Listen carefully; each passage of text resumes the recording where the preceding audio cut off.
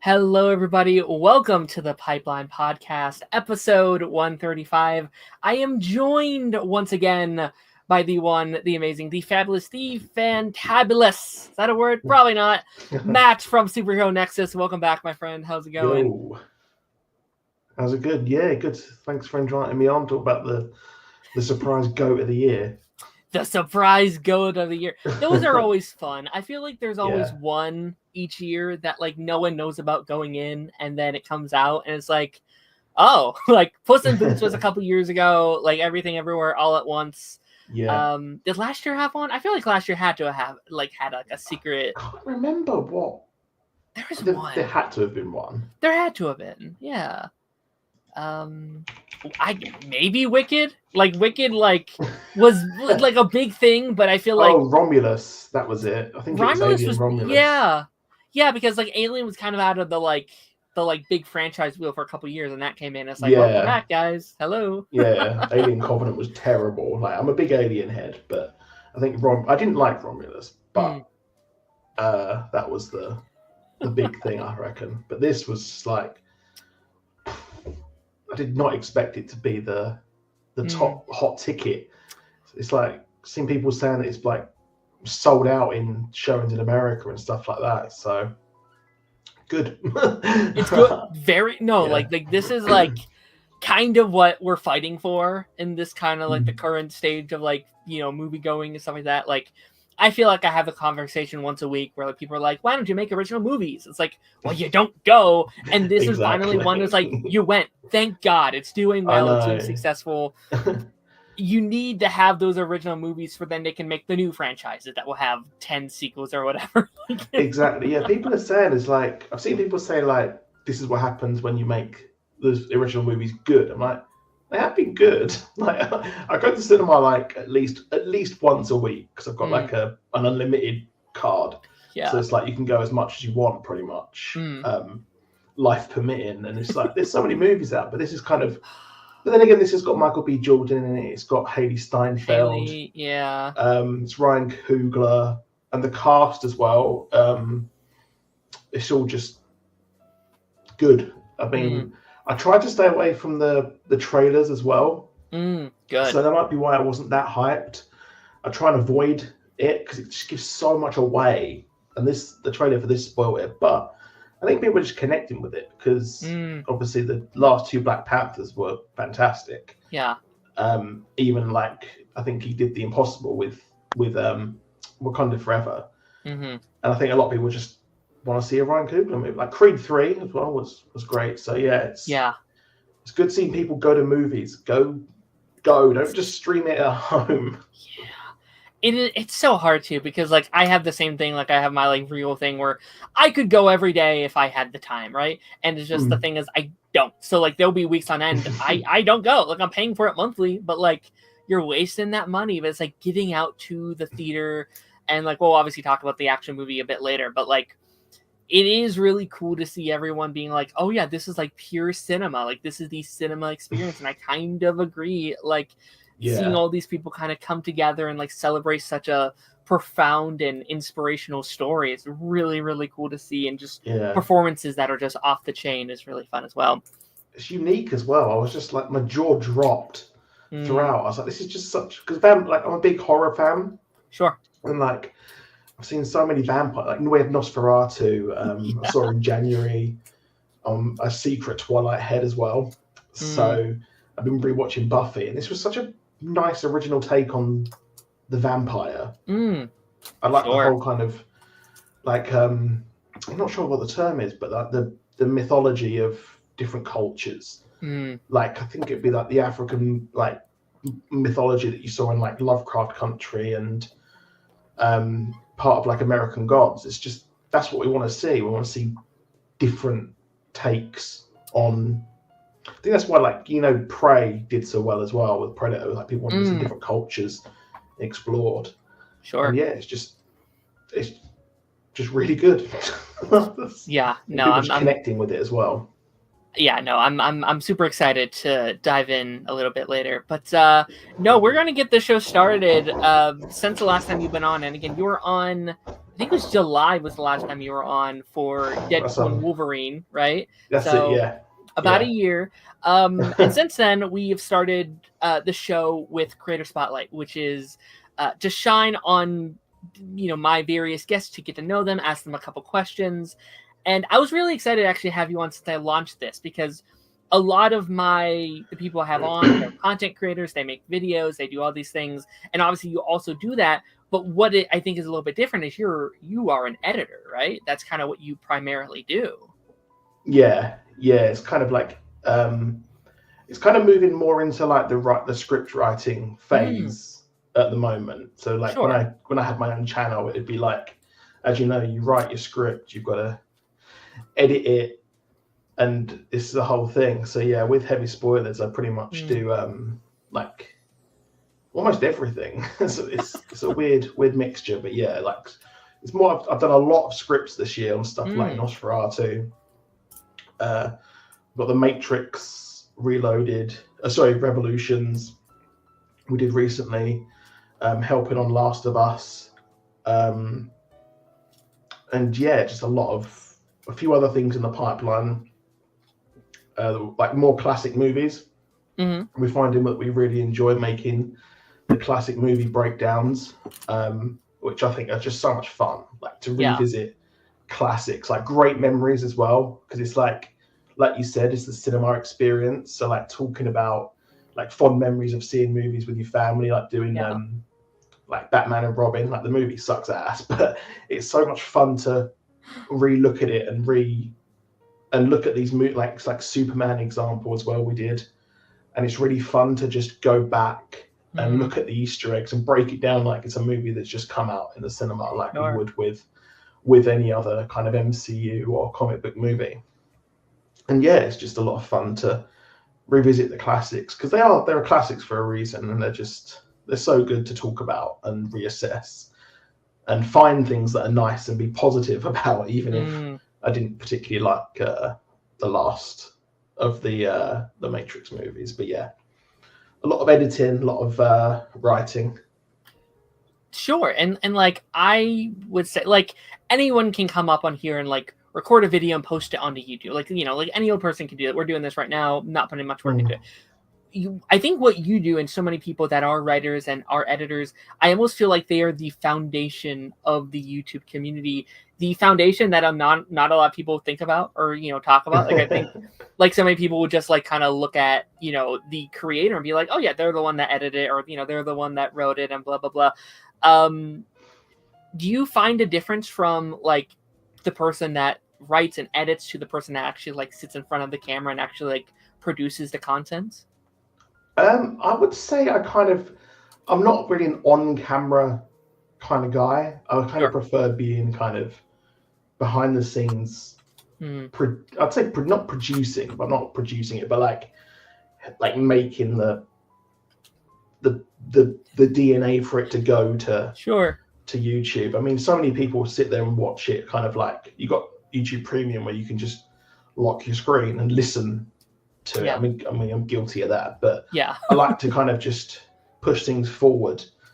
And I think people kind of they don't really think. I wouldn't say I'm like, oh, I'm annoyed that people don't ever think about editors or script writers. It's kind of just, it's a when you think about this, there's so much that goes towards it, that making the content, and I'm always trying to think of like ways to make it better each time. I always look at stuff like Screen Crush, New Rock Stars, Real Rejects, Dead Meat, and all stuff like that, and trying to just see what they do and get inspired by it pretty much. And it's kind of such a fantastic medium to to enjoy. I think more people watch YouTube on their TV as well than actual like Disney Plus and that, which is insane. So yeah, it's a really exciting industry to be part of.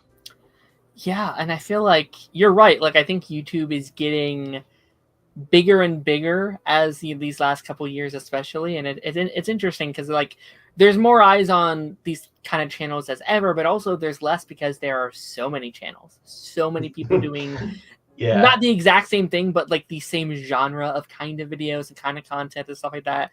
And it's even more commendable when we're now heading into an era of like you sit down and you write this stuff and you edit this stuff, and then there's people that like, well, I have AI now, I can just program a couple of things and it's out, and like that's the video, and like those are getting more popular. It's like, but what you're doing is like it's art, it is genuinely creative art, and like that to me will always be more powerful than whatever someone can just type into a machine.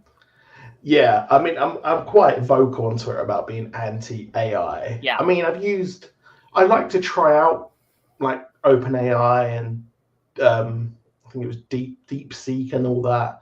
I like to try out the tools, but they're shit. I just think generative AI just because it is stealing off of people, it's trained off people. Yeah. And there's so much AI slop on YouTube. Yeah. But they're cracking down on the fake trailers. Yeah. Hopefully, but you'll open up a video and you'll be like, oh, I wonder what this channel's like, and it's just an AI voice. But I think this stuff stands up. I think that there's kind of like a few things that go into making, like you've got to have obviously a lot of good personality to do the hosting and all that, and then you've got to make it look presentable. Like the biggest thing I would say is audio. Like the audio is the biggest thing. When I had my own channel and that doing whatever, the audio just wasn't that good, and I think the audio can take you to like the next step, and then you just got to be knowledgeable. Like I've always had the idea that I want to like go into like the minute detail, like there's one frame in a Spider-Man movie, and I just want to pick apart everything, every kind of. I've always been into like the world building of things.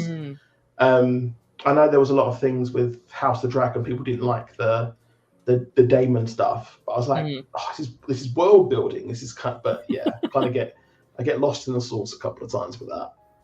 But yeah, that's what I like, and I think that if you make what you want to watch, people will watch it. I think because you want to watch it, so one person does. Yeah. Oh my gosh. Yeah, that's so. That's just because like I feel like so many people look at the YouTube thing as like, well, it's a job, right? Like I'm trying to make it a job. I'm trying to make it, whatever. And I think first you have to make it a hobby. I think first you have to make it something you actually want to do first. And like I get caught up on that sometimes. It's like, well, I need to do this because that's what's popular. I need to do this because it's popular. Yeah. It's like, but do you really want to talk about that thing? It's like, not really. I don't know. Like, I mean, exactly. I mean, I was doing it from like 2016 to 2021 when Paul, Heavy Spoilers, contacted me and was like, oh, I like your stuff, could you write a few scripts?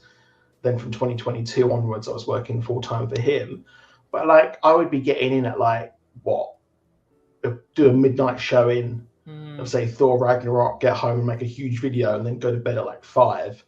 Wow.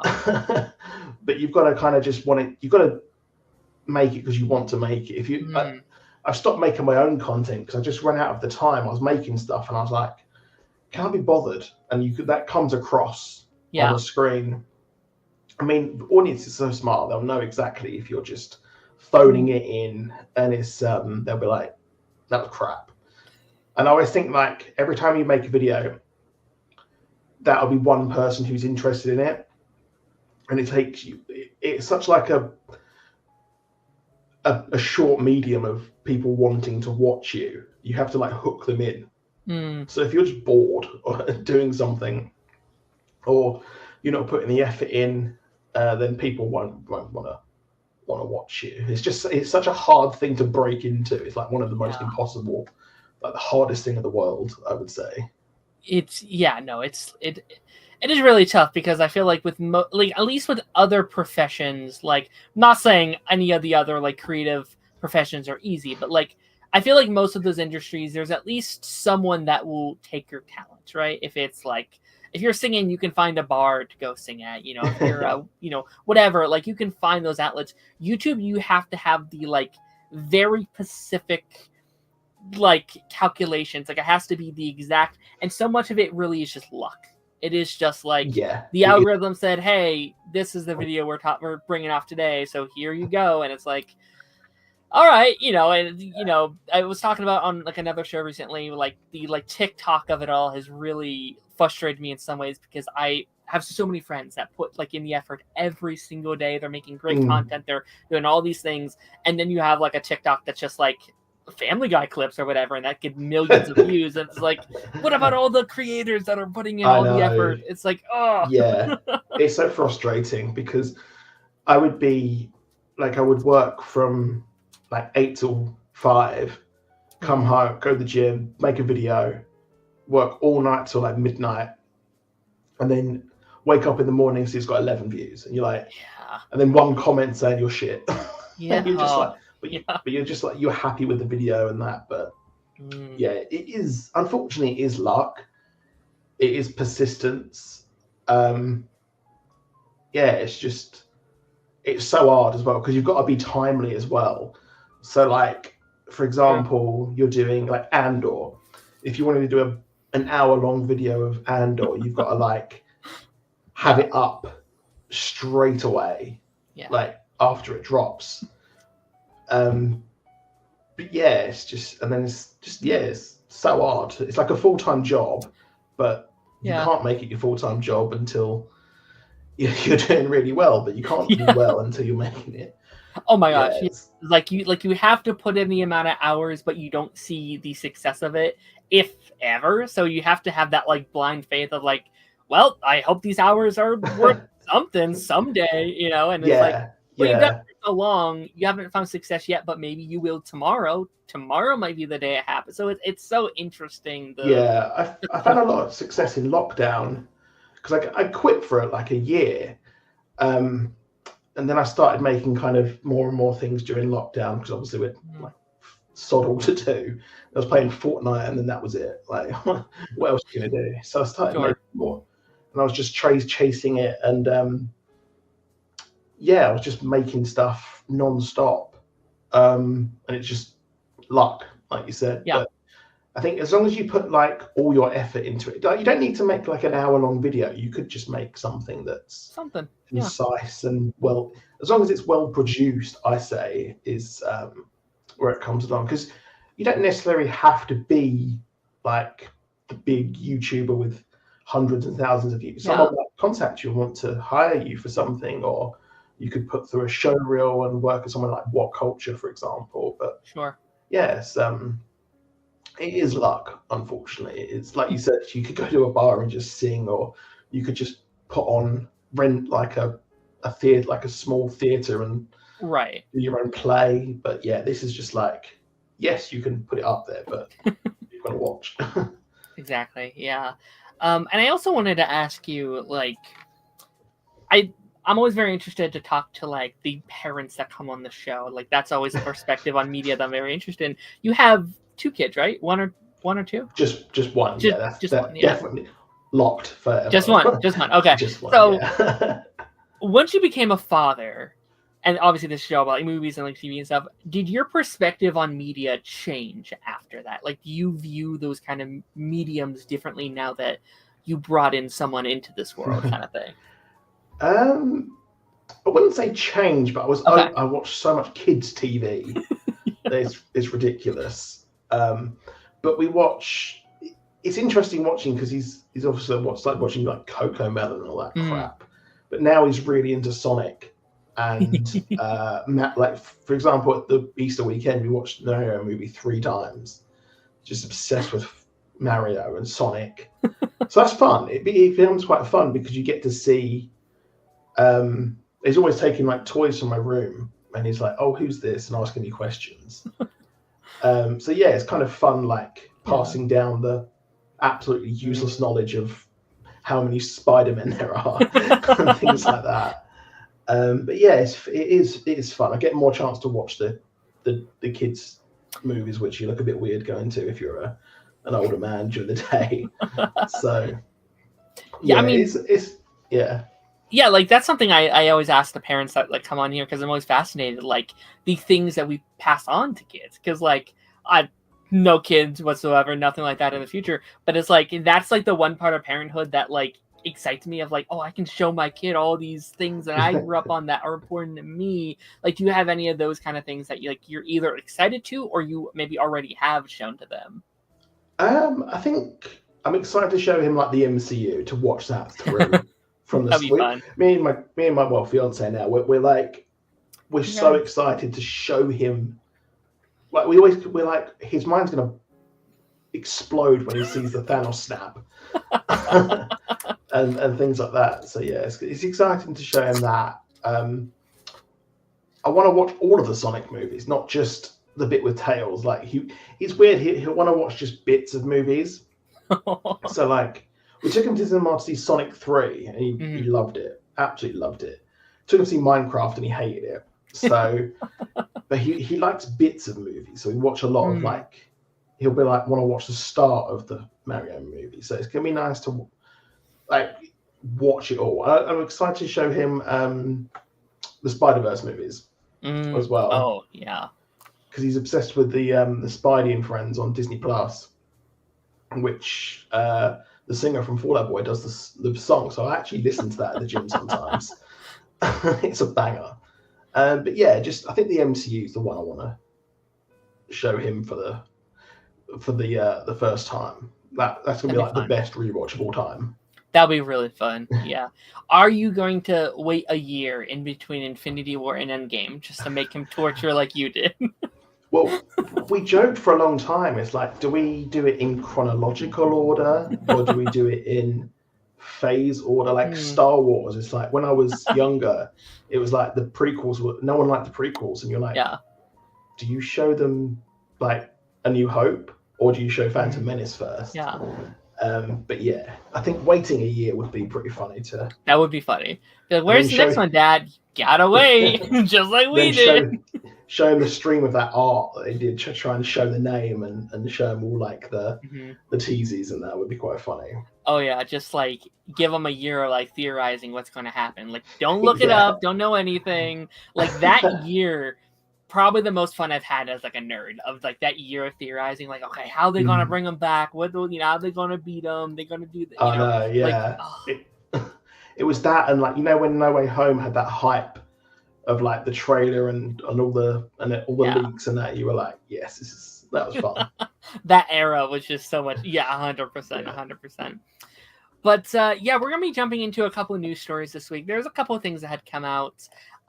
This first one is kind of like right off the press. This came out this morning. I wanted to talk about. Kind of ties into what we talked about last time you were here, which is Deadpool. Ryan Reynolds is said to be working on a new Deadpool project. His exact quote was, I'm writing a little something right now. It's an ensemble. No, sorry. It's an assemble, I should say. From Ryan Reynolds himself. Have you seen this yet? Did you see all this? No, I did not. I did not know that. That's fresh. That's fresh. Breaking news. Like 12 hours old at this point, but it's relatively new. We talked about Deadpool 3 last year. We got switched somehow. I don't know how that happened. But like, coming off of that movie, is this another Deadpool project? If it's a movie, if it's a special, if it's a TV, whatever. Is this a character you're actively excited to see more of? I think. Well, my issue is that I thought that Deadpool was like, or the Deadpool Wolverine was like the funeral for the Fox universe, and then you've got James Marsden coming back. Yeah, and you're like, Doomsday. Do I want to see all these people again? I thought this was over. Yeah. I mean, Deadpool's always fun. It just depends. It's like, are we going to wheel out Hugh Jackman for the, like he says, like till he's 90? Till he's 90. Yeah. Yeah. I think that it'd be fun to see something a bit less multiverse. Agreed. Less variants and all that. I want to see him do some fun stories. Actually, have Task Force X maybe.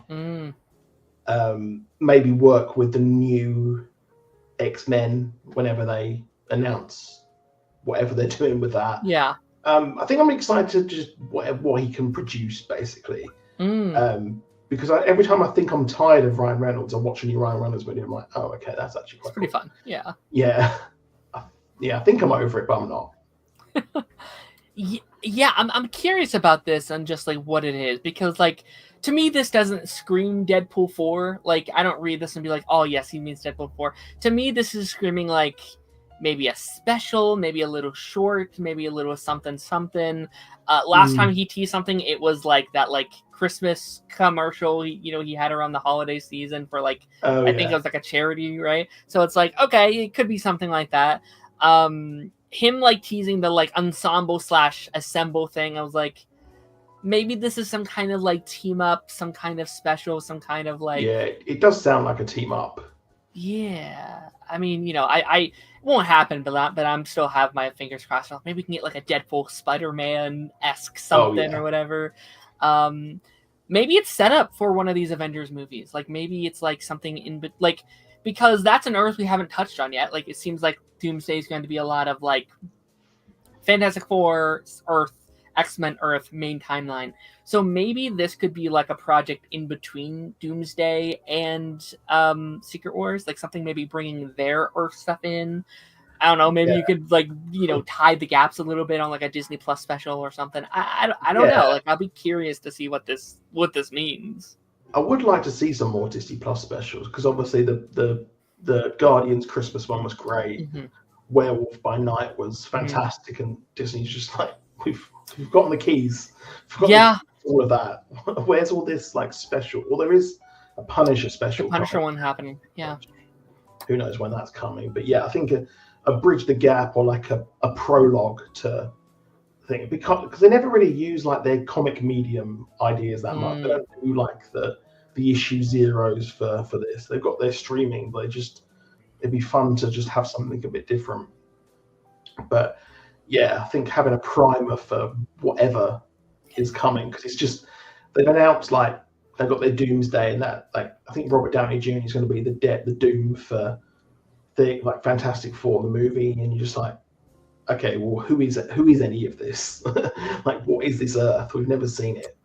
Unless it's the one at the end of the Marvels, right? The Marvels. I think so. Yeah, like that movie has a lot to introduce. There's a lot to do there, like introducing all these new elements and these characters, and reintroducing all these characters that we know. And like we had that giant chair announcement about a month ago now, and it's like, well, where's this character and this character and this character? It's like there's so many characters. It's so much stuff they have to sneak in here. So we'll see. Thunderbolts. They might be tacking on something at the end of that post credit, maybe. I don't know if you've heard what it is yet. I haven't, but I've been hiding. I'm like, I hear it's insane what they're doing in that movie. I'm trying to stay away. Apparently, like I've heard people say it's like the best post credit scene of all time. I'm like, okay, I'm gonna stay off social media. I'm gonna stay as far away as possible. I think it's out in the UK like a day early or something. Wow. So be careful. It used to be. It used to be like that. We used to get them on like sometimes like the Wednesday or the Thursday. So yeah, because it's 1 week from today. It'll be 6 days for you then. Like, I kind of can't believe it. Like, it really snuck up on me. It was like, oh, we have months till it comes out. And it's like, no, you have a week. Oh, all right, it's here. That's not fun. Like, especially... Sorry. Yeah, there's just no hype. It just feels like there's no hype. And really? I should know when every MCU movie's out. I should have my tickets already. I just don't care. Really interesting. This one does look good. This one does look... Like, I was like pretty excited when like it was first announced. Like, I was one of the rare people that kind of liked that roster. I was like, oh, that looks like a fun little roster. And then everyone else was getting excited when the trailers dropped, and I was like, okay, whatever. And I think this last week, since the embargo dropped and everyone, they're praising the hell out of it, I was like, oh, okay, I think this is going to be something really, really fun. I think it might be a special one for sure. Yeah, but like the Red Guardian as well. Like I actually really like the Black Widow movie, apart from the villain, the Drykov and Taskmaster. Everything up until like they get on that space station is fantastic. The Red Guardian, like Yelena. Like Hawkeye is probably one of my favorite MCU projects. So I'm very excited. I would say I didn't even know when it was coming out, but I don't necessarily want like Captain America 4. I only saw it because we were making content on it. I probably wouldn't have checked it out if I didn't do this for a job or whatever. Sure. But Thunderbolts, I'm actually excited for that. Yeah, it looks fun. All right, next story. Stranger Things. Are you like a Stranger Things guy at all? Oh yeah, I love it. Okay.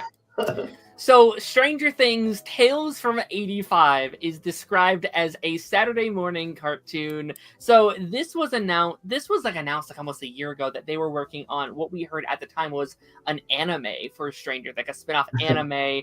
And they officially gave us the title this week, Tales from 85, which is the year season 3 takes place of Stranger Things, just for reference of when this could be taking place. Oh, good.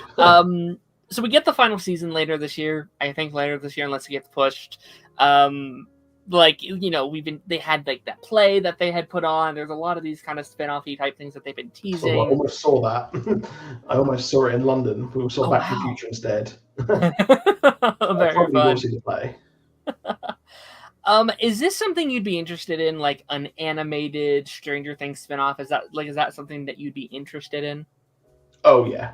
I definitely want more of this world. I absolutely loved I loved the first season, the second season. I think was the third one with the guy from Power Rangers, wasn't it? With like the guy, the bully. Yes. Didn't like that one as much. But then obviously it came back swinging with season 4, Vecna, which was just absolute peak. Like, but yeah. I just want more from the world. I'm a big sucker for the 80s movies. I kind of grew up in that weird time where I was still watching 80s movies in the early 90s, like growing up on that, like obviously like Karate Kid, like you got in the background, all of them pretty much. And yeah, it's just so much. I'm just a sucker for anything like Bumblebee was a great throwback as well, and I think that this struck such a great chord, like a big. Obviously, I don't remember 1985, but like it is just a great aesthetic. But yeah, it's just so much. Like there's the lore as well with like the upside down, and things like that, and I think that doing something like the Dungeons and Dragons cartoon, that kind of retro style, so much fun to see. Like they did with the opening of was it the holiday special where they had like the rotoscoping of oh my god, I've forgotten his name. Peter Quill and his adoptive dad. I can't believe I've forgotten his name. Yondu, that's it. Yeah, I think it'd be so cool. But I think I have a pet peeve where they keep calling it anime when it's you can't keep calling every cartoon an anime when it's anime. There's a certain look that you expect. Yeah, it's interesting because like it was announced as an anime, and I was like, that was like interesting. Okay, like I don't watch anime very much, so I was like, I guess I'll give anime a shot. I'll try it, you know. And then when this had come out, it was like animated. And those, I don't know if you like saw the posts that were coming out about it. It was very misleading because they were like everyone was using the photos from like the like mobile game that's like Candy Crush or whatever, and it's like the animation from that. And like people were like, "This looks awful." I was like, "Yeah, because it's a mobile game. It's not the action. It's not like a first look. They're just using it for the thing here." And I purposely went for like an actual photo because I didn't want to like confuse people with this. I'm curious if it's going to be like. When I hear Tales in front of any like show, I think of like an anthology, right? Like Tales of the Walking Dead, you know, Tales of the Jedi, Tales of the like whatever. Like, so I'm wondering if this is like an anthology thing, like exploring these various characters from the show. Is every episode kind of be its own little thing? Is it just going to be Stranger Things set in season 3? Like, I'm very curious to see exactly what this show is and like what we can expect from it. I assume we'll get more info after the main show wraps up. I'll be curious. Yeah. I think that when I read that, I was like, yeah, that's an anthology. Like it'll be. There's so much. They tried to do the backdoor pilot in season 2, wasn't it? Where she went to, was it New York? She went to. I don't remember where she went, but yeah, they did the whole like her going and she's training with all her sister, and it sucks because Yeah. that's a great concept in theory, Yeah. makes perfect sense. Yeah, but I enjoyed it. I remember seeing I watched this binge watch the season, obviously, and and everyone was like, "This episode sucked." I was like, I quite liked it. It kind of maybe I like a lot of the times I'm like, oh, I liked things someone didn't like, but I think I liked the idea of it more than yeah, agreed. the quality of it. But yeah, you got the stuff with I'm struggling to remember season 3 now. That was the mall season. That was the one where the Russians were under the yes. Yeah, that kind of. I was just thinking when I was watching, I was like, how did no one notice there's Russians under the? I could accept the demogorgons, the upside down, the demons, and the monsters and the psychic, but why the Russians under there? How did no one notice it's in the middle of the Cold War? But yeah, I think that there could be like a tale of that. That would be interesting. Obviously, the whole season is about. It's inspired by Dungeons and Dragons. Sure. So it would be cool to have like a Dungeons and Dragons kind of thing. I would love every episode to be inspired by a different Saturday morning cartoon. So that'd be cool. Like a Transformers style animation or a G.I. Joe sort of thing. That'd be quite fun. Sure. Yeah. More Stranger Things. Just give it to me. That's all I want. 100%. And I will also say and I'm very down for this. I'm curious what this is. I do hope there is also a proper spinoff as well on top of this, just because I would like to see that universe expand in I don't want to say the proper sense, because that's not what I'm trying to get at here, but something that is a streamlined story within that world with maybe different characters that you can kind of expand on, because it is such a huge world, stuff that we haven't even cracked the surface of yet, I feel like, with the underground and all that kind of fun stuff. So I'll be curious about this as we kind of get more information. All right, 2 more stories here, and then we will get to our main topic. This one I assume we won't spend too much time on. You said your kid loves Sonic. Sonic spin-off projects are being eyed by Paramount. This isn't really news. We've known this for a while, but I did want to at least bring it up and talk about the current state of Sonic as a franchise, because Sonic 3 came out last year. I was one of the people that actually didn't like it as much as some of the other people. I liked it when it was I liked it, but I felt like I didn't love all the comedy in it. I felt like there was so much comedy that some of the stuff didn't breathe for me. It was we have this really, really deep emotional moment, and then we flash back to Jim Carrey with his claw hands. I was like, man, that was a good scene. And, it's not bad, but it's it bothered me a little bit. But there's been a lot of rumors, speculation. They have some pieces at the end of that movie. I know your kid said, you said your kid was a huge Sonic fan and stuff like that. Is this a world that you want to continue to explore, or are you fine with just continuing in the mainline movies? I watched the Knuckles show, and I don't know if you've seen the Knuckles show, but it was I just was a letdown, I think. Because obviously you have the whole chaos with the ugly Sonic, and then it was the franchise which shouldn't have had 3 movies, let alone as one successful one. Yeah. And then they did Knuckles. You're like, oh, I think that's their first miss of the franchise so far, apart from Ugly Sonic. Yeah. But I'd like to see more stuff in that world. Mm-hmm. I think that there'd probably be something maybe the Green Hill Zone and that. That'd be nice to see. More gun stuff. I would like. Obviously, Shadow's going to be the big thing moving forward. I think that one makes the most sense. There's a reason you cast someone like Keanu Reeves as Shadow, because you need someone that can hold their own franchise, that can do their own either movie or TV show. And it's Shadow to me makes the most sense. It would, I think, financially do very well for them. I will say, in terms of TV shows, I think if they're planning on doing another TV show, Knuckles, I don't think worked, and some of it was their fault, some of it wasn't, because I think inherently they did not have the money to do a Knuckles, a Sonic live action show. So it was how do we do this? Don't have much Knuckles. So I think going forward, if you're going to do TV shows, maybe make it animated. It can be canon to this world, that's fine, but just make it an animated show within that universe. I actually think that'd be kind of like what the Ninja Turtles is doing currently. Like they have their like Ninja Turtle animated show that exists in that universe, but has a slightly different style, but it can explore that kind of universe and develop these characters without having to have the same budget of the movie, you know? So that really let down the Knuckles show by not having the budget. I mean, it did. Yeah. I respect what they did. They were quite creative with what they did. They had like the training thing, and there was a lot of Easter eggs for fans, but it's just I did not care about Wade Whipple's dad. Ultimately the Knuckles show being about bullying just didn't work for me. I was like, I get what you're doing. Like it has a lot of heart. Like Wade is a character that just works so much better in small doses. Like I think his cameo in Sonic 3 was really funny. Like that's a great bit. Fantastic. But it's like when it's the whole show, it's like same goes for Tom. Like I like Tom, but like that first Sonic movie was a bit too much Tom, in my opinion. Yeah. So it's like the same kind of idea there. That's what my kid doesn't like. He just likes 2 and 3. He gets bored when there's humans on screen, basically.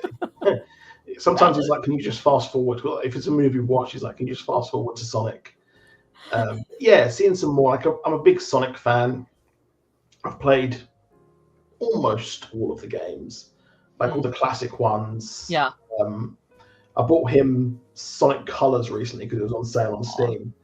So give that him. And we were playing like Sonic Forces. So there's so much in the world to explore. So I think doing, like you said, doing like the Ninja Turtles template is perfect. Just copy what Seth Rogen's doing in that world. And, Seth Rogen's killing it in everything he's doing. I can't believe how good he's doing in like everything. It's crazy. Yeah, I know. It's so much fun. I've been a fan of him for like over 25 years when he did like Freaks and Geeks, and it's awesome to see. Incredible. Yeah. Okay, final news story here, and this is like, I feel like there's always like a random project that will get announced like once a week. We're like, all right, let's talk about this random IP thing we're doing. Toys R Us, movie based on Toys R Us, is seemingly in the works. So is Toys R Us pretty big over there as well? Is that like a big... It was. Okay, when I was younger, a long time ago. Yeah. In the mid-90s, it was it was like an event to go to Toys R Us because they had like everything out, like the bikes and the skateboards and that. And I remember getting like a G.I. Joe. I've got like a Ninja Turtles from there. I think I've got like a Transformers, but it like closed in the city next to me. So it's not really, hasn't been a big thing for forever. But the advert was like, I don't know if you had the same thing where it's like the giraffe going to Toys R Us at night, and I don't know if it was the same there, but it was just like classic. And I saw this, I was like, you think, what the fuck? Oh, actually, that makes a lot of sense. It kind of does, you know, because like it is one of the, because a couple weeks ago we talked about them announcing like a Reese's chocolate movie, and like when that came out, I was like, all right, we'll see. I don't know if it's a biopic or what's going on there, but I guess, right? And like I kind of had the same reaction at first with this, just like you. I was like, all right, that's strange. But the more I thought about it, the more I actually think it's kind of a good idea, because I think like people really campaigned to get Toys R Us to come back, and at least over here, like they have them in like Macy's and stuff now, and like they have a little bit of like they've had a little bit of its kind of comeback story, and like when it closed, it was like a huge thing. They're like, no, I can't believe it's closing. But the thing is, I don't think people actually want Toys R Us back. They want it to be a thing, but they're not necessarily going to be shopping there, especially with toys not being a huge. It's very nostalgic, and I think they just love the memories and the feeling of going to Toys R Us. And I actually don't think it's even a bad idea to make Toys R Us like a franchise. It's like you can go.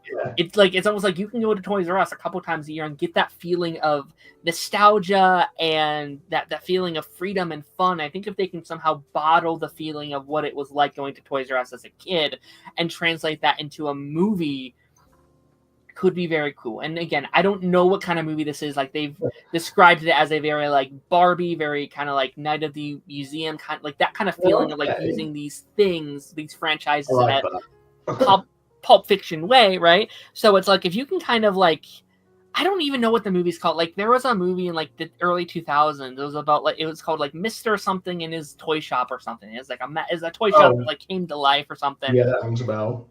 Yeah, and like I saw this announcement, I was like, it kind of feels like something like that. Maybe something very Toy Story coded, something along those lines. Yeah, very like Night of the Museum, where it's like all the toys come, like something along that line. I think could be very fun. Yeah, I mean, it'd be exciting. We've got like this shop called Smith's in the UK that's basically Toys R Us. It's literally Toys R Us. It's the same thing, but it hasn't got like that branding. It's just where everyone queues up outside to get the Pokemon cards, pretty much. Yeah, like that's the thing. It's like Toys R Us nowadays is like, what would you sell? It's like, well, Funkos, games, like the occasional, Pokemon and the occasional like action figure, but like Marvel Legends figure. Yeah, it's interesting. Yeah, because it's interesting because like kids don't really buy toys nowadays. Like now it's the adults that are buying the toys. Like it's the people that grew up on toys that grew up and now still want toys, kind of thing. So it's like I go to the toy shop and it's all teenagers. It's like Funko's, teenagers, and trading cards. That's it. Well, now it's a GameStop, right? Like you go into a GameStop and they sell mostly Funkos and T-shirts and like big like Lego sets and stuff like that, which is awesome. It's cool. It's like your little one-stop like nerd shop. Like I think that's very cool. But yeah, it's like it's interesting, and this is also a movie that like already has kind of like a mascot. Like you have the like giraffe already like established. Exactly, like you could make him like your own individual character for this little realm. So it's like I'm willing to see what this project is like, just to see. I think it's a good idea. It is actually. You think it's insane, but it would be if they can make it a whole like meta commentary on like the death of big like stores like that would be quite fun to see. I actually kind of like the idea, like really make it very meta in the sense of like the plot is Toys R Us is closing down, like that could be the plot of the movie, and it's him trying to like recapture the joy of the current generation through the power of like imagination and like toys and all these things. Like I feel like that could actually be kind of fun. Well, that Blockbuster show on Netflix, which was absolutely atrocious, but I never watched it. The like second I thought about watching it was canceled. I was like, well, I guess not. Oh no, yeah, because it's the people who did Superstore, and I was like, I'm so excited. I love Superstore, and then watch the first episode. Now I'm fine. One final thing, like, do you think it will be animated, or do you think it'll be like a live action kind of thing? I think it'd be funny to see like a blend. So like Jeffrey the giraffe. Yeah, I think that's it. Yeah, and him being like animated in the world would be kind of fun. Be cool. I think kind of mixing it up and like the toys coming to life and that thing. But yeah, like If kind of that came out last year, right? Where it's like I forgot about that. It's like the CGI little creatures, and then that was a Ryan Reynolds joint too, I guess, huh? Yeah, the electric state and things like that. Sure. Absolutely. So we're going to be diving into our main topic for today's episode, which is Sinners, Ryan Coogler's newest outing. We talked about it a little bit at the start here. So going into Sinners, like we talked about it, I don't know if it was at the start of the stream or prior to jumping in here, but like, what was your feelings of Sinners going into the movie before you had seen it? Like, what was your kind of general thought process going in? I was definitely going to go and see it. I wasn't exactly kind of like mega hyped for it. I just knew I would be watching it at the cinema. I didn't expect it to be like a massive hit that it is. But I tried to avoid the trailers. Unfortunately, parts will spoil. If you go to the cinema every week, you see the same 5 trailers every week. Yeah. But yeah, I didn't know what to expect. I guessed it was vampires or something to do with that. But the only thing I could think of was like the twin was so obviously not supposed to be a twin. It was supposed to be Jonathan Majors. It was so obviously supposed to be him. That's what it felt like. It felt like it was going to be like a rejoin after Creed 3. I wouldn't say unfortunately, because obviously what he did was pretty bad, to say the least. But I thought they made it really work with the twins, and it's such an interesting concept. I had no idea like the date of when it would be set. Like it was set in the Prohibition kind of like that racist era of like the 30s and like the Jim Crow. So I didn't know exactly what it would be about, but I was pleasantly surprised to see it was just so much a period of time I don't really know that much about. Yeah. When it comes to like the Prohibition, you've had like Boardwalk Empire and things like that. And I just really like the world that they set it in. Something I did like the era I had no idea about. So I didn't really have that much, obviously, other than the Ryan Coogler thing. Like it's going to be good. It's just that good.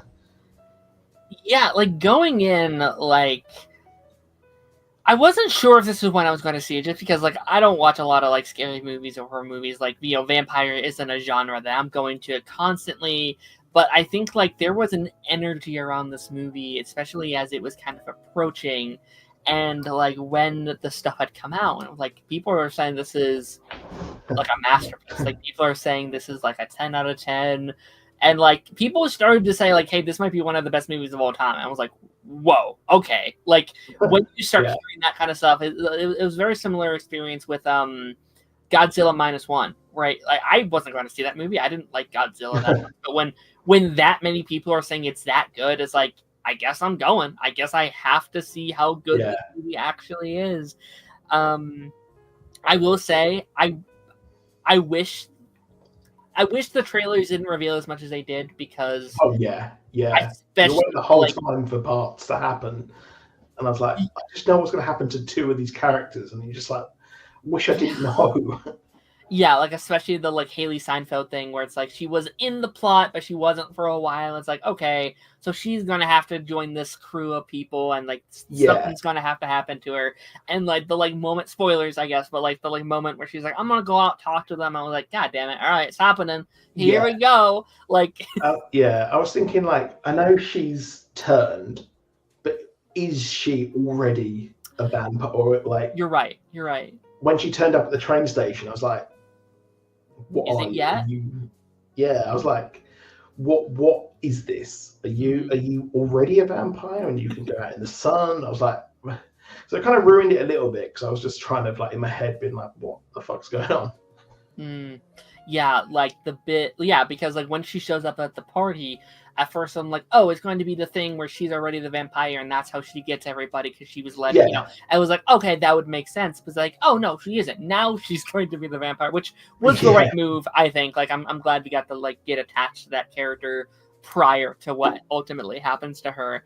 But I found that dynamic so good as well. It was so interesting to see that. And I like the whole fact that they want to make like a successful joint, but they didn't want white people there. It wasn't because they don't like white people. It was like the fact that if someone comes in and if someone hears that someone there got stepped on, then it would, obviously the racist clan members would do that, like take advantage of that. It was just, I found that so interesting. It's such a fresh take on everything.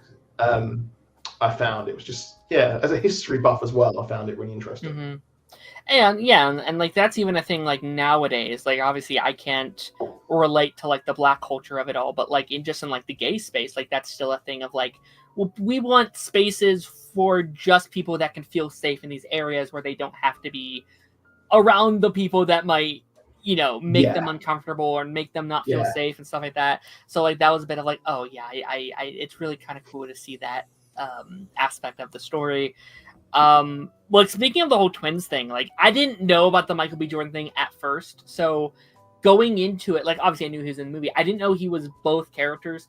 So going in for like the first 30 minutes, I was like, this other actor looks a lot like Michael B. Jordan, this is fantastic casting. And eventually I'm like, no, that's just Michael B. Jordan twice, that's him. I was going crazy because I was like, who is this other actor they got for this guy? This is crazy. I know, it was, and I think I forgot that they were twins before I'd seen it, and I was like, oh yeah, that's the bit. They're twins. And you know what? I think they do a really good job, because normally it's very, very noticeable when they do those kind of things. The one actor playing both roles, and I think in this case, they do feel like very distinct characters. Like, they don't feel like it's two Michael B. Jordans. It's like, nope, two separate characters, different motivations, different acting styles, and I think Michael B. Jordan is slowly entering into like one of the greatest of all times at this point. Like, he is really defining himself as like one of the best to ever do it. I think the more he gets, like, he's had a couple over the years. I'm like, okay, that one, whatever. But like, I think for the most part, like, he's fantastic. He's so good. Yeah, I think he's like, his acting he's come a long way. I think he was in I forgot. I can't remember the movie, like the Chronicle, I think he was in Chronicle. And then obviously, like, I think the first time I kind of really realized he was that good was when he was in Black Panther, Killmonger. And that was something else. And Creed, obviously, 1 to 3. But this was just, you saw a good range of him, because like you said, there's two versions. They look so different as well. I think that the kind of guy who was with Haley Steinfeld was kind of just, he looked so different, the way he was, the body language as well, and I like their story as well. So yeah, it was you'd think it'd be shit having two twins, but no, it wasn't. Yeah, no, and I think it actually makes sense retrospectively, because like, this is a great original movie. I hate thinking about like sequels and blah blah blah. Like, that's not why we're here to talk about it. But I think just on like a hypothetical sense, it's like, if they do want to do sequels, if they want to do new installments later on, you can still have Michael B. Jordan attached to the project via how it ends, and not have to be like, oh, but we killed off the other Michael B. Jordan in the story and stuff like that. So like, you can have your cake and eat it too in that sense. Which we could talk about the post-credit scene a bit later. But I also want to bring up Ryan Coogler, because I do exit this movie, and I think, will he become, after this, after Creed, after Black Panther, after he made another very popular good movie that I still haven't seen yet, but like, after all these fantastic projects, I think they're all like freshly rated on Rotten Tomatoes. Do you think he will be considered one of the greatest directors of all time within these next couple of years? I think it definitely depends on what he does post Sinners. Yeah. Yeah, I think it would. I kind of don't want him to go back to the MCU. I want to see him make this original stuff. I think he's making Black Panther 3. Yeah, he is. Which I think that, personally, with obviously they didn't recast T'Challa, I don't really want to see a Black Panther 3. Oh, really? Personally, yeah, it's not really something. This Black Panther, he was. If you're not going to recast him, then why do it? Personally, but I want to see Ryan Coogler do more original movies like this. I think that it's nice to see him branch out and do that. It very much feels like when Nolan made the Prestige between the Batman movies. So it'd be nice to see him kind of go that route, and maybe he could blend it and do his comic book movie, then do an original sort of thing. Maybe like a funding, like I do your big, I make you the money. Right. Because obviously Wakanda Forever was such a big success. Let me make the passion project. Yeah, and like, even like in the MCU, like I think Black Panther as a brand is the most like consistent MCU stuff, like the two he's made, I think is excellent. I like Wakanda Forever more than the first Black Panther movie, which is like a lot to take. Yeah, like I adore that second movie, and like, he's in like the Civil Wars, and he's in like, the Infinity Wars, which obviously not Ryan Coogler, but like that as a brand has like kept the status of like, just it's such a powerful brand. Yeah, and we're getting both this year. We're getting Ironheart and Isaac Wakanda, which I think are produced by Ryan Coogler. Like there's that voice kind of involved there. I'm actually excited for Ironheart. I thought Riri Williams. I didn't like her comics. Didn't like her in the comics, but I thought she was fantastic in Wakanda Forever. Yeah. And I just can't wait to see more of her. Yeah, Maybe yeah. I want to see more of Wakanda. Maybe I do want to see more of Wakanda. so yeah, no, but like it is interesting, and like you said, this is his first like original outing, like completely original stuff, where everything else has either been based on a comic book or a book, or like Creed, a fantastic movie, technically based on like the Rocky legacy, if you will, right? So it's like it is very cool seeing just like what he can do on his own as this like original IP. And I kind of agree. I'm excited for Black Panther 3. I want to see what he does with that, closing out that trilogy. But after that, it's like, okay, what else do you have? What else do you have in that corner? Even if it is Sinners 2, like I'd be curious to see kind of like what that would look like in the context of whatever. I think you're right. Yeah. Yeah, I like seeing that. What I'm a really sucker for is like when directors and actors kind of have that relationship, like Scorsese and DiCaprio, Tarantino and Uma Thurman, and things like that. I think it's really fun to see the regular collaborators keep collaborating. So I hope that some of the cast of this become part of Ryan Coogler's kind of group who always work together, like Bill Murray and Wes Anderson and things like that. I think it'd be very interesting to see that maybe this is the start of a new dynasty with him making such, with Michael B. Jordan in like every other movie. And it's nice to see Haley Steinfeld in more of a serious role. I don't think I've seen her in anything other than obviously Hawkeye and Pitch Perfect. I think that's it, really. I didn't really like her in Pitch Perfect. I mean, I love Haley. Like, I think she's one of those now heading into like, almost like A-list category. Like, again, like I love her Hawkeye. I love her Spider-Verse. I love her and what I saw like Dickinson and stuff like that. Like, she is fantastic in what she does. And it is very cool seeing her in it. Like you said, a more dramatic role in a way. Like, she really got, and this goes for every actor in this movie, she really got to spread her wings as a performer and as an actor. And she, first time as a villain, I think that I've seen. Like, I've never seen her kind of play that kind of role. So that was also very fun. Yeah, she's really good in that role. And obviously she's in Bumblebee, which unfortunately, I was kind of annoyed that the next Transformers wasn't a Bumblebee 2. So it's good to see more Haley Steinfeld in things that aren't the MCU, other than give us Hawkeye season 2. That's what I want. My mom keeps texting me. She's always like, Matt, when are we getting Hawkeye season 2? And I'm like, I don't know. I don't think they're doing it. I think it's going to be Jeremy Renner, Mum. She's obsessed with Jeremy Renner. She's the only person who watched Renovations on Disney Plus. And she just wants more Hawkeye.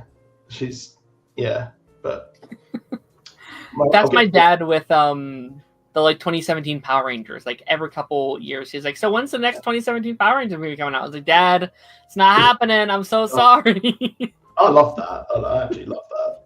Oh, I love that movie. It's so much fun. Yeah. Let's kind of talk a little bit about the themes of the movie, because I do think there's a lot of really strong themes in a movie like this, and like a part of me wants to see it again, because like there's so many things I feel like I've missed just seeing it that first time around, these deeper messages and these deeper themes. Like, were there any like deep emotional themes or ideas that you really connected with a movie like this? I think what the interesting part is, obviously I am white, obviously, as you can tell. Of course. Yes, we have. Yeah, we have to 100%. Right. It's very interesting to learn more. Obviously, it's not like a documentary, but you're learning more about the culture 100% of the time, and then wanting to kind of have their own space.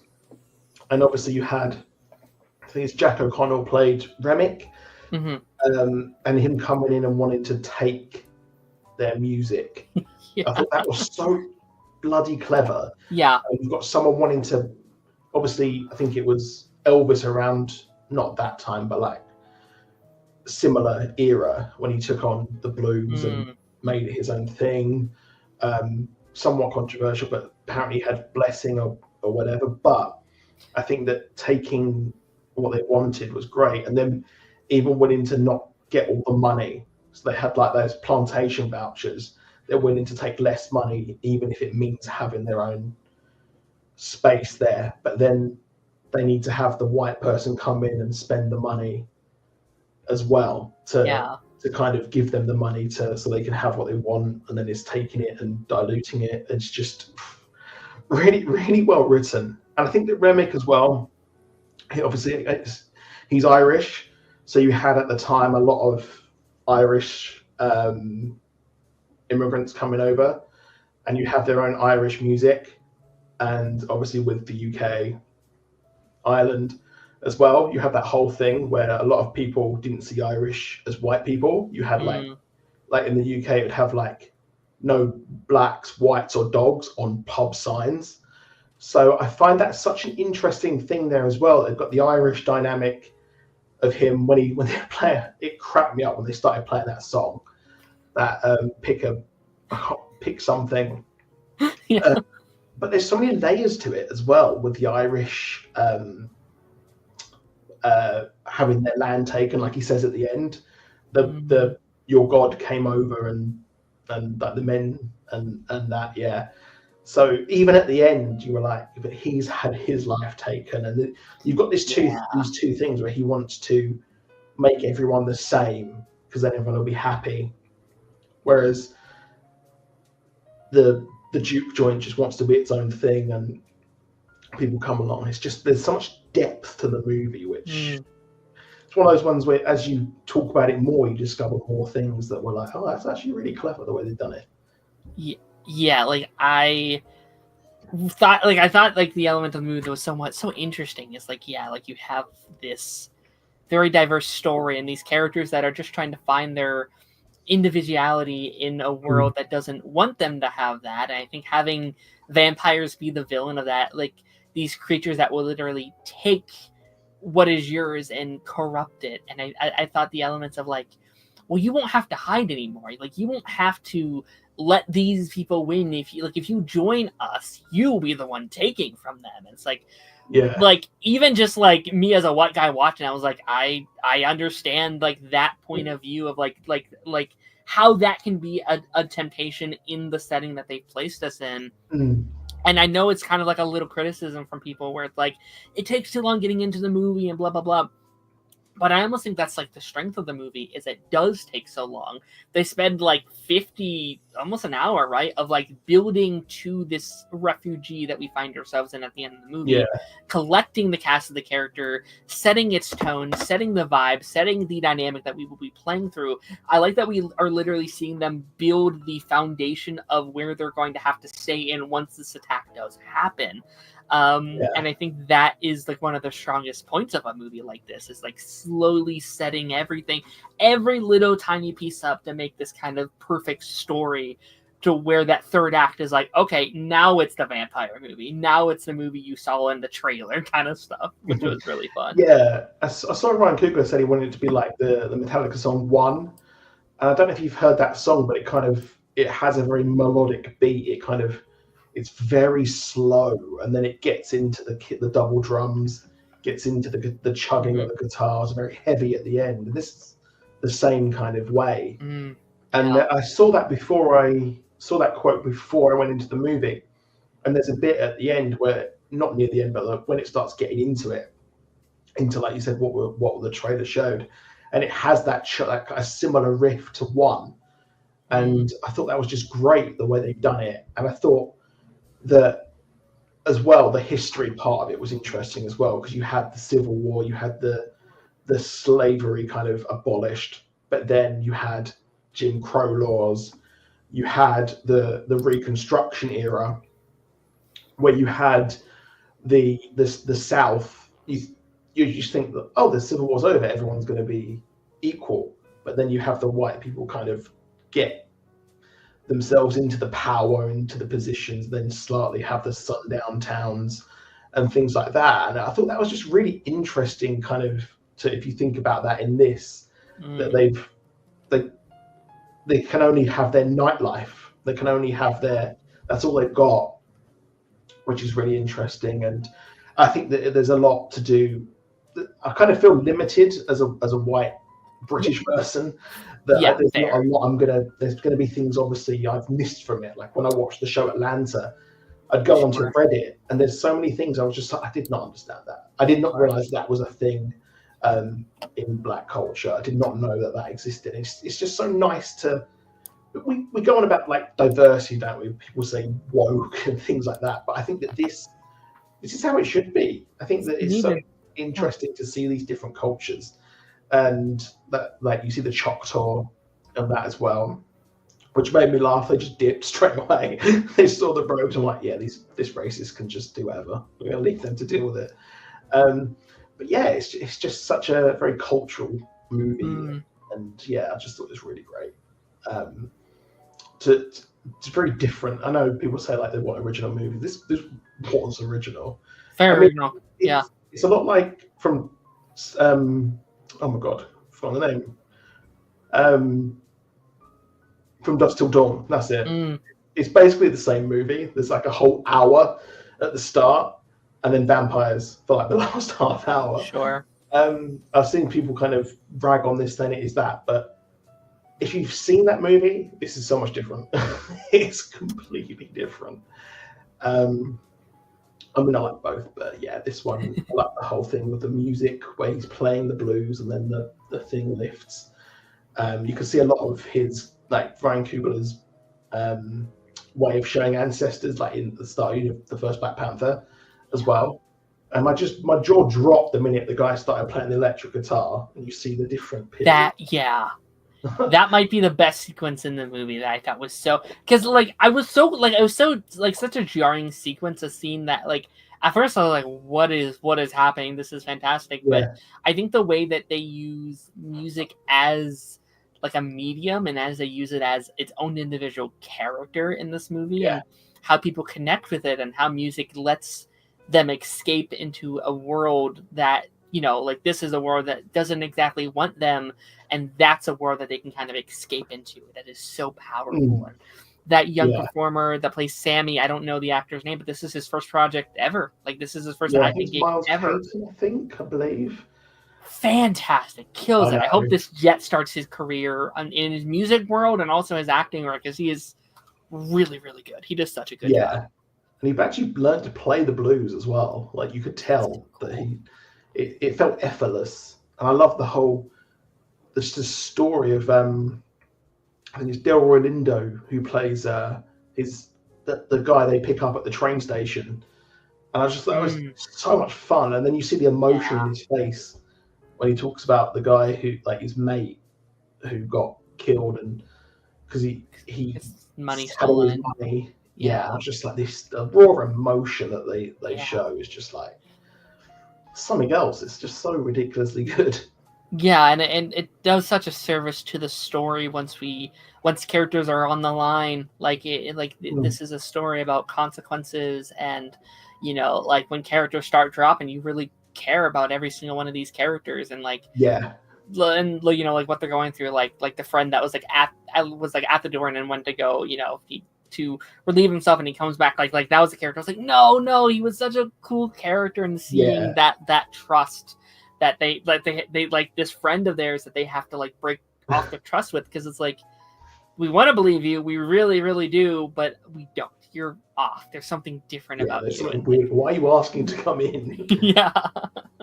Oh my gosh, no, fantastic. And yeah, like you said, I think that scene with the music, with seeing these like different generations from there onward and the past all collide in this musical array, and it's like, it seems like that where it's like, I hope people see this in the theater with surround sound, because that sequence especially was so cool to see in like in the cinema for sure. Yeah, you got Ludwig Göransson who does the music, who did I think he did Black Panther as well, and he did Oppenheimer as well, and just the scoring as well. Like you've seen a lot of new up and coming directors do really well, but you see all this. I feel like music, like scoring and the soundtracks are getting a new appreciation of as well, I would say. Agreed. Yeah, no, and like I love I really loved the ending of this movie, like the original ending, and then we had like the post credit scene and stuff like that. But like, I love I that did not original expect ending. that post credit scene. I was gonna put my wrappers in my hand, and I was ready to get up. I was like, oh, I There's did not more, expect yeah. the post credit scene. Everyone like it was interesting, but like I like that original ending where like you have like the clan member that's coming back to kill them all, and like that's a Yeah, fantastic sequence.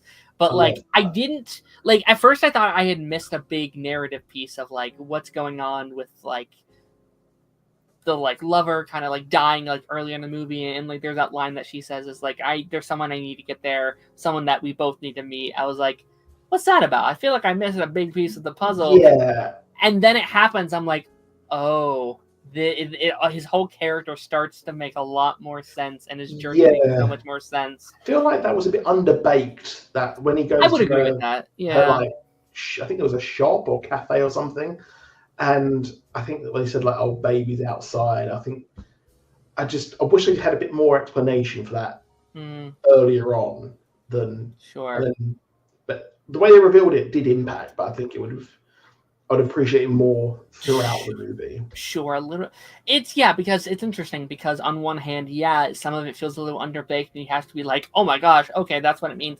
But also, would that reveal hit as much if they did do more with it to set it up? And it's like, okay, like I'd be curious to see what Yeah. that version looked like with a little bit more setup in Mm. that area. But like that whole situation when him like he's dying on the field and he looks over and it's her and the baby. I was like, I what does that know. mean? That was really Oh, cool. it's his. I was like, oh my gosh, Yeah. that's so impactful, and just killing him in the most brutal way was so. Oh, by the way, it's Mm. so satisfying. That entire fight scene was so sick. Him I just absolutely running loved it. him down. Yeah. Proper like the end of Inglorious Bastards or Once Upon a Time in Hollywood, where you just see Yeah. the horrible people get their comeuppance.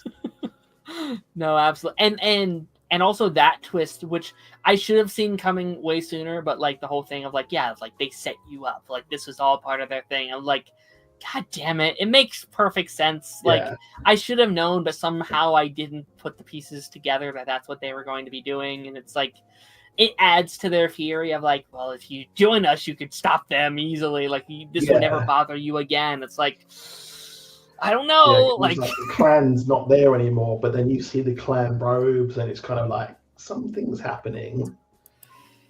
Yeah, and I think it's I also really loved Grace's character. I think that's the character name. But like there's that fantastic scene when they're like, we're gonna go down to your shop, we're gonna kill your daughter, and this Oh is coming yeah, from the like husband that's recently been turned, and like you feel that instantly of like, oh no, like this is horrible. yeah, And I think the way, like I think that was such a perfect way to have them enter, like have like it's like, okay, why would any of them let them in willingly? Like there's no way we can get through this plausibly or whatever. And I think that was such a perfect excuse of like, I get it, like she needs to save her daughter, which I yeah, assume she did, but at her own cost, right? Like she yeah. She like sets herself on fire. It's like a bit of Nosferatu kind of thing. The ending of Nosferatu, spoilers.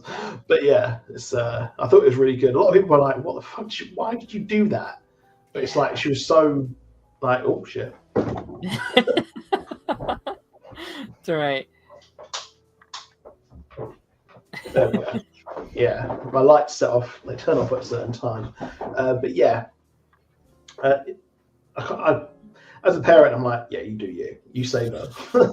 Yeah, as a like as a when yeah, like yeah, when she does that, I think she knows they're probably all going to die in that sequence. yeah, And it's like, yeah, but maybe they'll leave my daughter alone. If we all die, they won't have a reason to go out of their way and get my daughter. Or yeah, maybe they would have still won. I don't know. Like who knows? But fantastic sequence. So we had like two post-credit scenes, which I thought were both really good. Like the first one was really the ending of the movie. Like they do the credits and then they have like an additional like 10 minutes of the movie almost, like really ending it with a big flash forward sequence. yeah, Which I thought was a great reveal. Like I really like that he couldn't kill his like he couldn't kill him. Like that's something he struggled yeah, with. It's like, I will let you live, but you leave him alone until he dies. Like you leave that yeah, man be. Like I thought that was a great twist. yeah. I absolutely loved that. I was like, oh, but then I saw someone say like, which brother was it at the end? I was like, obviously it was him, but I did think like there'd be an interesting twist where you could be like, which one actually died? Sure, like you could have a twist thing be there where it's like he lived somehow, like I don't know, like right before he died, they grabbed him and turned into a vampire or something. You know, like there's could have done that, but it would have been a lot of hoops you have to jump through to make that. Yeah, no, I like the way they did it. Where he comes in, he's had his career. I loved seeing him drive off, because even if like the black people with the Duke have to live their own way, but they want to be free. Then you've also got Sammy, who wanted to live his own life, wanted to like live how he wanted to, and he did. He got to, but only because he was allowed to, pretty much. But yeah, it was still good though. And there's that like temptation at the end that I think is really good. Of like, you can keep doing this as long as you want. Like you can keep living this life that you've been dreaming of forever, right? Like, and it's like there is that temptation in his eyes of like, maybe they're not so bad after all. Like maybe I can live this. But I think the decision of like, no, I have got to live the way I wanted to, and I will not let my goodness be corrupted by this act of selfishness that I could give myself right now. Like that is such a good ending. I think I think that ties the whole movie together in such a nice little way. Yeah, he wants to live his own way, but he also wants to die his own way, because you can't die. Well, you can die, but you're just stuck there forever. Yeah, and then like the ending also, I think of him like deciding to still play is also very interesting. It's like, okay, so you're not letting these terrible, like these forces of evil take away how you express yourself. I think is also very interesting. Like that feels very poetic as well. I thought the set design, like when they come in the 90s outfit, was just fantastic. Yeah, I absolutely loved that. Very much reminded me of the bit in Black Panther where they're in Oakland, and I like the whole flashback. No, it was very fun. We already talked about it a little bit, and again, I don't want to hammer on it because I think it's like, this is an original movie. I don't like talking about sequels necessarily, but hypothetically, just to have the conversation, is this a movie you would like to see more of, or do you think it should stay a one-off, a singular thing? I saw someone put up like a joke, like Marvel Phase 1, like the Sinners cinematic universe, and it was like the limericks of Sinners and things like that. And I was like, actually, like SCU or whatever. Yeah. I'd like to see more of like Remic's story when they came from, that sort of thing. But I think just keep it one and done. Not everything needs to be a franchise, but considering it's made so much insane amount of money for Warner Brothers, I think they probably would greenlight something. I think they probably would make something in that world, but I don't know. It's tough where you don't want everything to be a franchise, but you want more of that world. Yeah, I'm definitely not opposed to it, right? Like if they announce it tomorrow that like Ryan Coogler's making Sinners 2, I'd be like, okay, I'm in. Yeah. But I'm also not clamoring for it. I'm like, we need a Sinner sequel. They gotta give us another one. And it's, like you have some of these best, sequels of all time, and you think, well, I would hate to say no to a sequel like this and it be amazing. Alien is a great movie, but Aliens is an even better movie. Like, is it a situation like that? Toy Story 1's great, but Toy Story 2 and 3 are fantastic, so it's like Godfather. Exactly, like Star Wars and all these things. It's like I think we talked about at the front of this of like, well, everything's franchises, blah blah blah, but also franchises and sequels aren't always inherently a bad thing. Like there are exceptions to that. There are, like, I think people now are like so against them where it's like, all right, we're allowed a couple every once in a while if it's warranted and there's heart behind it. Like that's okay. It's because we've had the MCU be like this monolith of cinema for so long. Sure. And then you've got Mission Impossible. You've got, I call it like Mission Impossible, the franchise that shouldn't be. Same with Fast and the Furious. As well. But I'd like to see more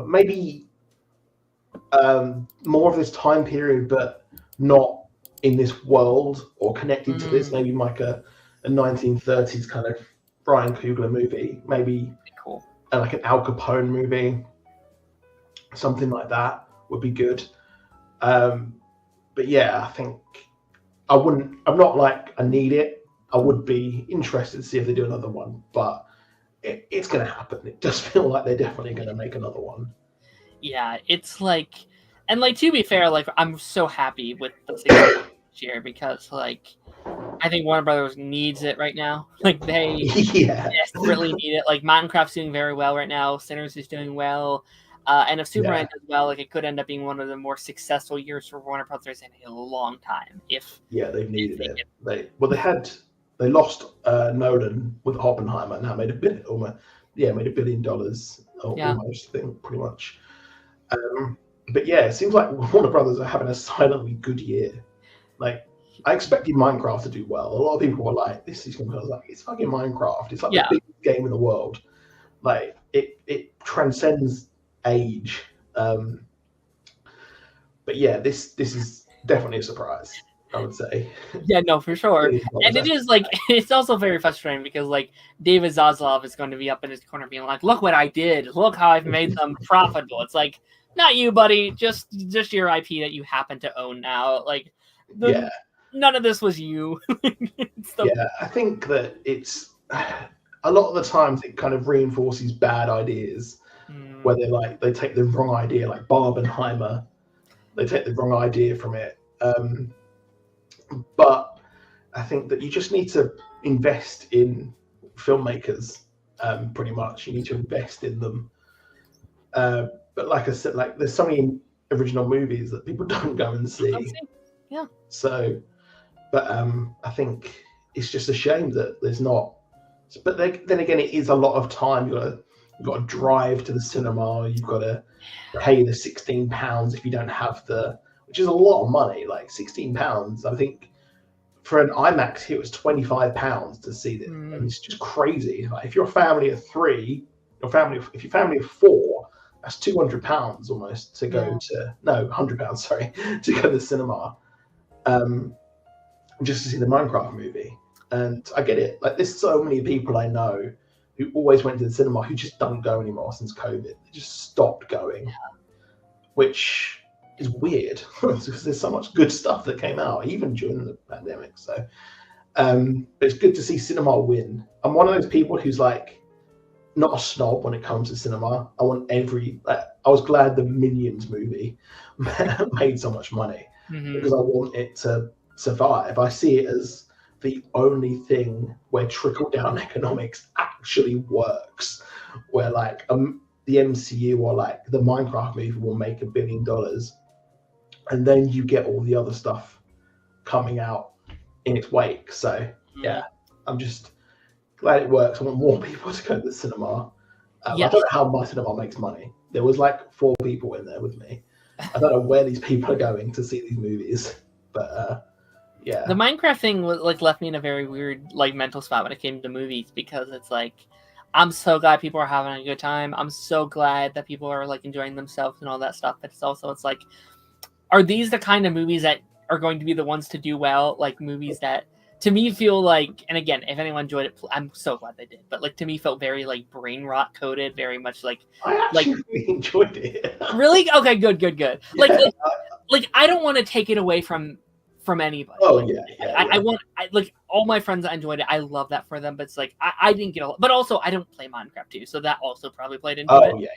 As well. But it's like I'm seeing all the like chicken jockey and all the like catchphrases and the throwing the popcorns. It's like, are these the only movies that can like financially do well? Like you have like Companion and Mickey 17 and Dogman, all these very good movies this year that just straight to streaming and straight to digital in like a week, and it's like, oh, man, like I think it was, I can't remember what movie it was. I think it was, I can't remember where it was, but I saw someone say like during like an Oppenheimer or a Barbie that the cinema makes its yearly amount to stay afloat, sort of thing.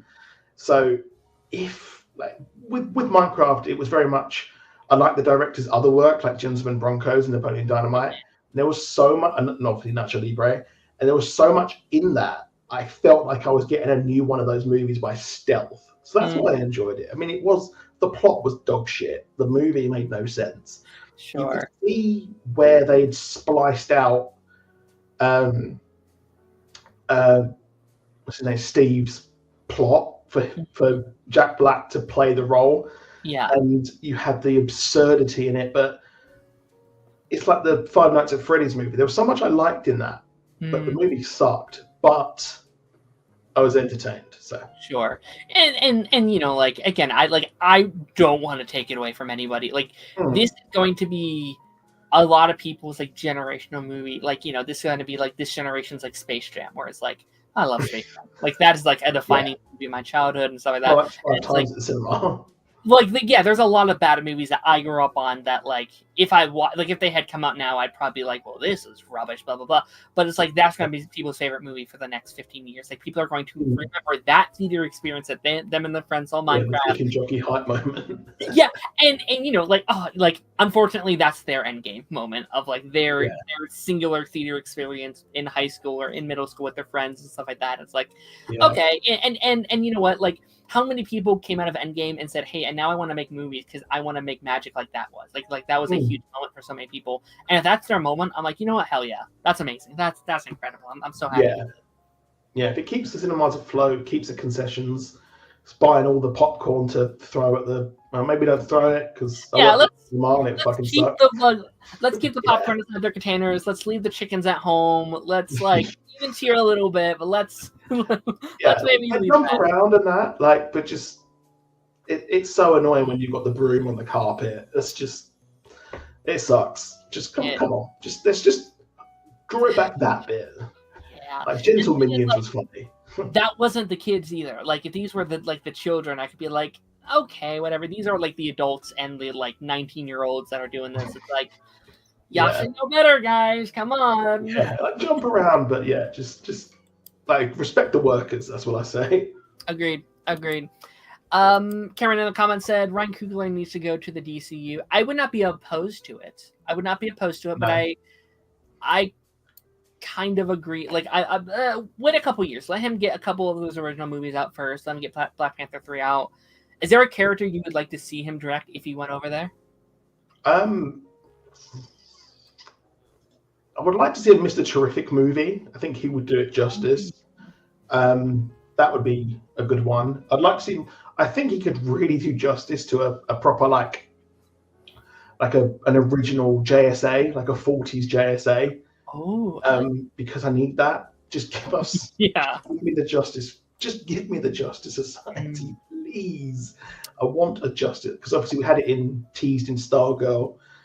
We had it in Smallville, and just a 40s style, or like this kind of aesthetic they had for this with a Justice Society. Give me that. That would be. I think he would do a great job with that. Obviously, he did well with ensembles in Wakanda Forever. So yeah, I think that'd be good. But we've got to see how Superman has to do well. Otherwise, DC's dead. I could see him do like a Martian Manhunter. I could see him doing that very well. That'd be very cool. It's so much stop-start. It's been a hard time being a DC fan. I mean, I'm a fan of both. Like, I like Marvel and DC equally. I'm one of those weirdos. But yeah, I think a Martian Manhunter would be a great shout for it. It's just, especially after the Snyder Cut stop-start when they had that. So yeah, it's crazy to me. He still hasn't had a movie. Like, we got like 2 Jokers and 2 Suicide Squads, and you know, all these things. It's like, but no, Martian Manhunter, he's so cool. There's so many DC characters. It's just it's untapped potential, really, from it.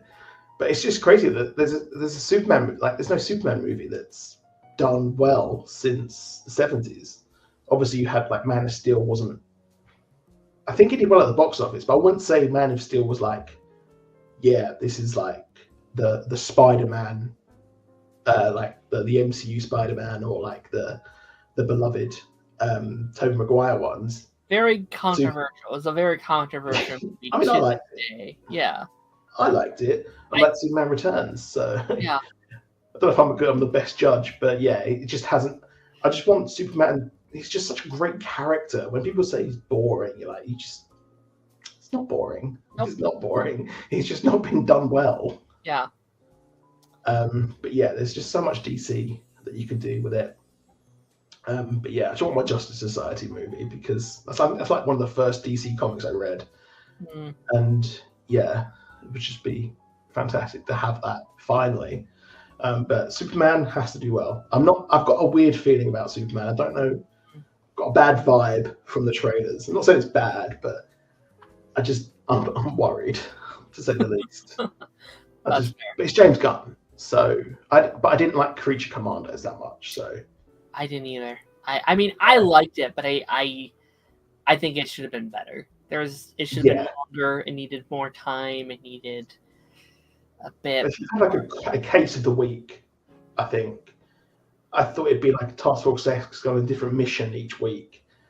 It was a bit convoluted, and it feels like they let James Gunn be too much like James Gunn. They kind of just. I think it was supposed to be a movie. It felt like it was probably supposed to be a movie in that first draft, and then they're like, "How about a show? Have that?" And we're like, "All right." I've not even seen the finale. I never got around to. Oh wow, the finale is one of my least favorite because it there's all these questions that they leave open. It's like, why did this happen for this reason? And it's like, I don't know. It's like, oh well, all right. Yeah, it's still not come to the UK. I had to watch it on somewhere.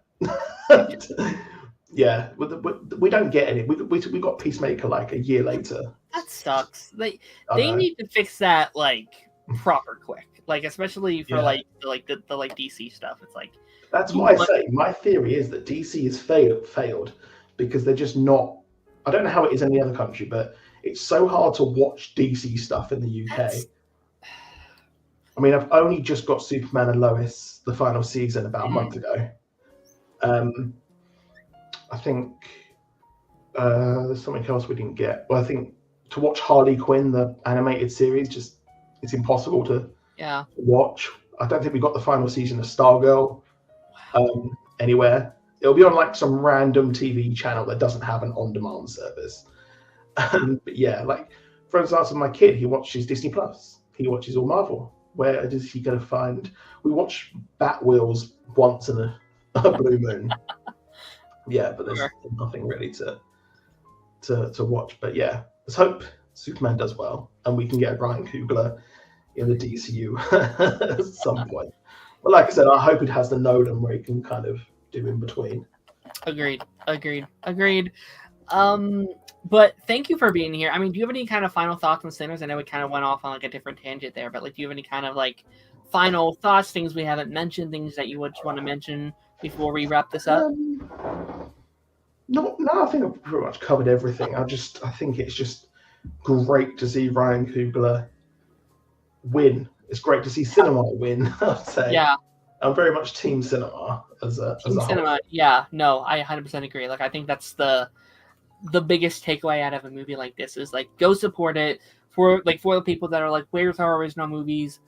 Watch this kind of stuff. Watch these movies. Yeah. Support these movies. Because then we get more of these movies. This tells Warner Brothers, original content with a great director, with a great cast, make more of this. Yeah. That's what we'll get Batgirl. Maybe that'll come out. We'll get the Acme, the Wile E. Coyote movie at some point. It's coming out now. Yeah, they officially said it. Yeah. Same for the same studio that did that other that bought the other Looney Tunes, the day that the world blew up. Yeah, they officially. Oh yeah, I don't think that came out over here. Yeah, but I think it has a date for next year now. So it's. Oh sweet! Just what is it now? Just put it. It's made. I hope they have enough money to market that because I think that can be very cool. But well, thank you, Matt, for being here. This was an absolute pleasure having you back on the show. For those of you who want to see more of your stuff, or maybe more of the stuff that you helped to create, where can people find you? You can find me on Heavy Spoilers on YouTube. Join us as a member for 99p a month, 99 cents a month to get the content, more classic breakdowns. If you want hour-long deep dives into classic movies, that's where you'll find us. And Last of Us we're doing every week as well. yeah, that's pretty much it. I don't really make my own content anymore. I'm on Twitter as Superhero Nexus as well, but I don't know why I'm still on Twitter. I think I should leave. I ask myself that every day. Yeah, go check out Heavy Spoilers. Also, his main channel is also linked in the main video. If you want to see his catalog of the stuff he's made in the past, you can do so. A lot of great content over there. And yeah, over here, obviously after credits every Monday, over here on the channel, we're like, again, we're heading into such a fun era of the show. We got, right now we have Andor we're covering, we have Last of Us we're covering, we have Doctor Who we're covering, a lot of really fun shows. These next couple, I mean, we have You coming up, like there's a lot of fun TV shows we'll be covering. And then the pipeline, next Thursday, hopefully we will be continuing our Ben 10 ranking episodes. Change those back this week. We'll be ranking every Alien Force episode. That should be very, very fun. Matt, again, thank you for being here. This was an absolute pleasure. And I will see you, ladies and gentlemen, next time. Bye-bye.